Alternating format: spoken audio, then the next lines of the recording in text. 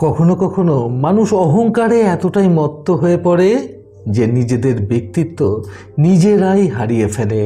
বন্ধুরা, এই অসাধারণ প্রসঙ্গটাকে কেন্দ্র করে আজকে আমি আপনাদের গৌতম বুদ্ধের একটি সুন্দর গল্প শোনাবো। চ্যানেলে নতুন হলে সাবস্ক্রাইব করতে ভুলবেন না এবং অবশ্যই গল্পটি ভালো লাগলে একটা লাইক আশা করব। সঙ্গে থাকুন ভিডিও শেষ পর্যন্ত। আপনারা কোথা থেকে ভিডিওটি দেখছেন আপনার নাম সমেত ভিডিওতে কমেন্ট করুন, যাতে রবিবার গল্পে আপনার নাম উল্লেখ করে আপনাকে ধন্যবাদ জ্ঞাপন করতে পারি। এক রাজ্যের একজন রাজা ছিলেন। তিনি রাজা হিসেবে খুব একটা মন্দ না হলেও কিন্তু সর্বক্ষণ তিনি নিজের রাজা হওয়ার অহংকারে ভীষণ মত্ত থাকতেন। ওই রাজা নিজের মধ্যে একটা দম্ভ কাজ করত এবং তিনি নিজের রাজার ব্যক্তিত্ব সকলের উপর ফলাতে চাইতেন। রাজামশাই নিজের রানীকে ভীষণ পরিমাণে ভালোবাসতেন। বিবাহ বন্ধনে আবদ্ধ হওয়ার আগেই রানীমা প্রভু গৌতম বুদ্ধের একনিষ্ঠ শিষ্যা হিসেবে পরিচিত ছিলেন। তিনি গৌতম বুদ্ধের সকল উপদেশ পালন করতেন এবং প্রতিদিন গৌতম বুদ্ধের সাথে দেখা করতে যেতেন। ওনার উপদেশ বাণী শুনতে খুবই পছন্দ করতেন রানীমা। ফলে রাজামশাইকে তিনি অনেকবার অনুরোধ করেছিলেন একটিবারের জন্য হলেও মহাপ্রভু গৌতম বুদ্ধের সাথে দেখা করতে যেতে।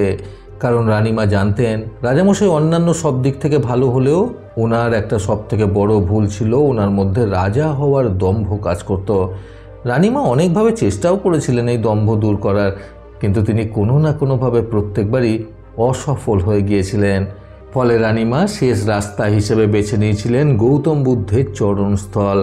রানীমার মন রানীমাকে বারবার এটাই জানান দিত যে রাজামশাইয়ের মধ্যে থাকা দম্ভ, রাজা হওয়ার অহংকার বোধ, এ সকল কিছু একমাত্র গৌতম বুদ্ধই খণ্ডন করতে পারবেন।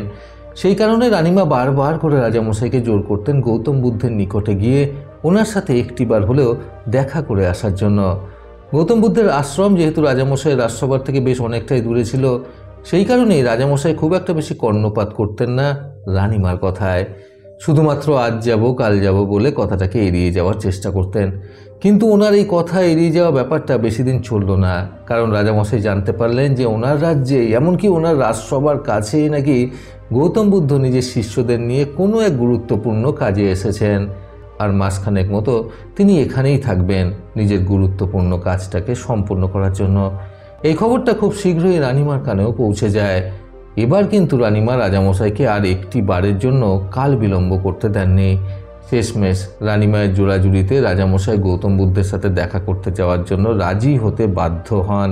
রাজামশাই নিজের মধ্যে যেহেতু রাজা হওয়ার প্রচণ্ড পরিমাণে দম্ভ কাজ করত, সেই দম্ভের বশেই তিনি রানীমাকে বললেন, আমি যেহেতু প্রথমবার গৌতম বুদ্ধের সাথে দেখা করতে যাব, সেই কারণে রাজা হওয়ার সুবাদে আমার উচিত গৌতম বুদ্ধকে রাজার মতোই কোনো একটি উপহার দান করা।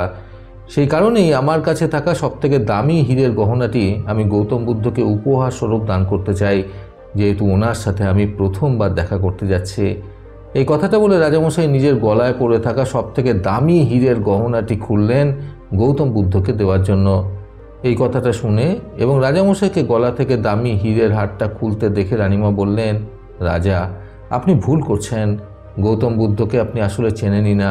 উনি কখনোই আপনার দেওয়া এই দামি হীরের গহনাটি উপহার স্বরূপ নেবেন না।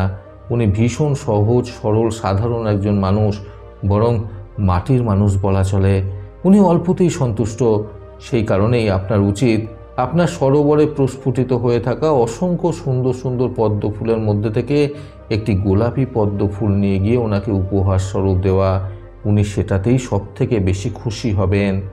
রানীমার কথা শুনে রাজামশাই রাজি হলেন ঠিকই, কিন্তু সাথে তিনি এটাও বললেন, ঠিক আছে রানী, তোমার কথা অনুযায়ী একটি প্রস্ফুটিত পদ্ম ফুল আমি গৌতম বুদ্ধকে দেব, কিন্তু তার সাথে সাথে আমার গলা থেকে খোলা এই হীরের গহনাটাও আমি ওনাকে দেব, যেহেতু এটা ওনার নাম করেই আমি গলা থেকে খুলেছি। রাজামশাইয়ের এই কথায় রানীমা তখন সম্মতি জানালেন ঠিকই, কিন্তু তার দৃঢ় বিশ্বাস ছিল যে গৌতম বুদ্ধ ওনার কাছ থেকে এই দামি হীরের গহনাটা কখনোই নেবেন না। তাও তিনি রাজামশাইয়ের কথায় রাজি হলেন এবং রাজামশাইকে বললেন শীঘ্রই যেন তিনি গিয়ে গৌতম বুদ্ধের সাথে দেখা করেন। রানীমার কথা অনুযায়ী রাজামশাই আর কাল বিলম্ব না করে তৎক্ষণাৎ বেরিয়ে পড়লেন গৌতম বুদ্ধের সাথে দেখা করার উদ্দেশ্যে। গল্পে আগে যাওয়ার আগে গত সপ্তাহে যারা যারা কমেন্ট করেছিলেন তারা হলেন নিউ ইয়র্ক থেকে তারিক কুমার, পশ্চিম মেদিনীপুর থেকে মধুমিতা পাত্র, কৃষ্ণনগর থেকে অনিতা বিশ্বাস, ঢাকা থেকে আতিকুল ইসলাম, নন্দীগ্রাম পূর্ব মেদিনীপুর থেকে রণজিৎ প্রামাণিক, চাপড়া নদিয়া থেকে বাপ্পা সাধুকা, মালদা থেকে জ্যোতি, কোচবিহার থেকে অনামিকা বর্মন, আসাম থেকে রূপা তালুকদার, কোচবিহার থেকে সুজিত, ডোমজুর থেকে সুরজিৎ, পূর্ব মেদিনীপুর থেকে মানস মাঝি, শ্যামপুর থেকে মৌসুমী মান্না, বজবজ থেকে চিরঞ্জিত মান্না, এছাড়াও বাসুদেব ঘোষ, রেমো হালদার, অনামিকা নাথ। আপনাদের সকলকে অসংখ্য ধন্যবাদ। তারপর স্থানীয় লোকের কাছ থেকে খোঁজ নিয়ে তিনি সেখানে গিয়ে পৌঁছালেন যেখানে বর্তমানে গৌতম বুদ্ধ নিজেদের শিষ্যদের সঙ্গে করে নিয়ে আস্তানা তৈরি করেছিলেন মাসখানেকের জন্য। সেখানে যাওয়ার পর তিনি নিজের ঘোড়া থেকে নেমে যখন দম্ভের সাথে রাজা রাজা মনোভাব নিয়ে গৌতম বুদ্ধের নিকটে এসে দাঁড়ালেন, গৌতম বুদ্ধ সেই মুহূর্তে নিজের দুই চোখ বন্ধ করে ধ্যান করছিলেন। রাজামশাই এসে দাঁড়িয়ে গৌতম বুদ্ধকে ডাকতে গৌতম বুদ্ধ খুবই স্নিগ্ধভাবে নিজের দুই চোখ খুলে রাজামশাইয়ের দিকে তাকালেন। রাজামশাই সঙ্গে সঙ্গে নিজের কাছে থাকা সেই দামি হীরের গহনাটি গৌতম বুদ্ধের দিকে বাড়িয়ে দিয়ে বললেন, এই নিন প্রভু, এটা আমি আপনার জন্য উপহার স্বরূপ এনেছি। এটা দেখার পর রাজামশাইকে উদ্দেশ্য করে গৌতম বুদ্ধ বললেন, ওটাকে নিচে ফেলে দাও। এই কথাটা শুনে রাজামশাই ভীষণ পরিমাণে অবাক হয়ে গেলেন এবং ওনার কিছুটা রাগও হলো যে এত দামি জিনিসটাকে গৌতম বুদ্ধ বলছেন নিচে ফেলে দেওয়ার জন্য। তাও তিনি যেহেতু সেখানে গিয়ে উপস্থিত হয়েছিলেন সেহেতু সেখানে দাঁড়িয়ে গৌতম বুদ্ধের কথাটা মেনে নেওয়াটাই তিনি উচিত বলে মনে করে তৎক্ষণাৎ সেই দামি হীরের গহনাটাকে মাটিতে ফেলে দিলেন। তারপর তিনি নিজের কাছে থাকা সেই সুন্দর পদ্ম ফুলটা গৌতম বুদ্ধের দিকে বাড়িয়ে বললেন, প্রভু, আমি এই ফুলটা আপনার জন্য এনেছি, এটা তো অন্তত গ্রহণ করুন। ফুলটা দেখা মাত্র গৌতম বুদ্ধ আবারও রাজামশাইকে বললেন, ওটা নিচে ফেলে দাও। গৌতম বুদ্ধের মুখে আবারও এই ধরনের কথা শুনে রাজামশাই আরও কিছুটা অবাক হয়ে গেলেন এবং তিনি আবারও গৌতম বুদ্ধের কথা অনুযায়ী সেই পদ্ম ফুলটাকে মাটিতে ফেলে দিলেন এবং চুপ করে কিছুক্ষণ দাঁড়িয়ে রইলেন। কিন্তু গৌতম বুদ্ধ আবারও রাজামশাইকে বললেন, ওটা নিচে ফেলে দাও। এবারে কিন্তু রাজামশাই বেশ রাগান্বিত হয়ে উঠলেন। তিনি বেশ রেগে গিয়ে গৌতম বুদ্ধকে উদ্দেশ্য করে বললেন, আপনি তখন থেকে ওটা নিচে ফেলে দাও নিচে ফেলে দাও বলে চলেছেন, আমার কাছে তো আর কিছুই নেই, এখন আমি তাহলে কি ফেলবো? এবার কিছুক্ষণ গৌতম বুদ্ধ চুপ করে রাজামশাইয়ের দিকে শান্ত স্নিগ্ধভাবে তাকিয়ে রইলেন। রাজামশাই এবারও আরও কিছুটা রাগের স্বরে বলে উঠলেন, কি হলো, এরকমভাবে তাকিয়ে আছেন কেন? আপনার আমাকে বারবার এরকম বলার সাহস হলো কি করে? এবারে গৌতম বুদ্ধ রাজামশাইকে উদ্দেশ্য করে বললেন, আমি আপনার মধ্যে থাকা অহংকার, রাজা হওয়ার দম্ভ, মিথ্যে রাজার মুখোশ, এই সব কিছুকে নিচে ফেলে দিতে বলেছি। ধনী গরিব নির্বিশেষে আমরা সকলেই কিন্তু মানুষ। আমাদের প্রত্যেকের শরীরে এক রক্ত বয়ে চলেছে। আমাদের সবার একটাই পরিচয় যে আমরা এক রক্ত মাংসে করা মানুষ। তারপরে আসছে রাজা, প্রজা, ভিখারি ইত্যাদি। আপনি যখন এখানে প্রথম এসেছিলেন, আপনার মধ্যে থাকা রাজা হওয়ার দম্ভ, অহংকারে আমি বুঝে গিয়েছিলাম যে আপনি একটা মিথ্যা মুখোশ পরে ঘুরে বেড়াচ্ছেন। কাজেই রাজা বা ভিখারি বলে কেউ আলাদাভাবে কিছু হয় না, আমরা সকলেই মানুষ। এইটা আপনাকে আগে খুব ভালো মতো বুঝতে হবে, তারপরেই আপনি একজন যথার্থ রাজা হয়ে উঠতে পারবেন। একজন যথার্থ রাজা হয়ে ওঠার জন্য আগে আপনাকে একজন যথার্থ মানুষ হয়ে উঠতে হবে। গৌতম বুদ্ধের কাছ থেকে এই ধরনের কথা শুনে রাজামশাই নিজের ভুল বুঝতে পারেন এবং তিনি গৌতম বুদ্ধের কাছে ক্ষমা চেয়ে ওনার পায়ে লুটিয়ে পড়েন।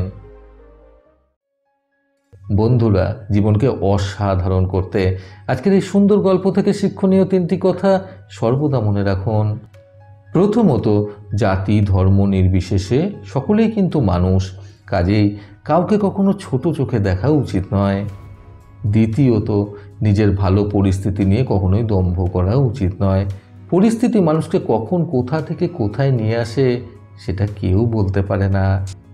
তৃতীয়ত, আমরা আমাদের বাস্তবিক জীবনটাকে চাইলেও কখনো কখনো নিজেদের অহংকারের বশবর্তী হয়ে মেনে নিতে চাই না, কিন্তু আমাদের বাস্তবিক জীবনটাকে মেনে নেওয়া আমাদের নৈতিক কর্তব্যের মধ্যে পড়ে। প্রতিবারের মতো আবারও বলবো, এই পৃথিবী তাদেরকেই সম্মান দেয় যারা ইউনিক কিছু করার ক্ষমতা রাখে। সকলে সুস্থ এবং সুন্দর জীবন কামনায় প্রকৃত জীবন থেকে আমি সন্তু চক্রবর্তী আবার আসবো নতুন সুন্দর শিক্ষণীয় একটি ছোট গল্পের সাথে। ভালো শুনুন, ভালো থাকুন। ধন্যবাদ।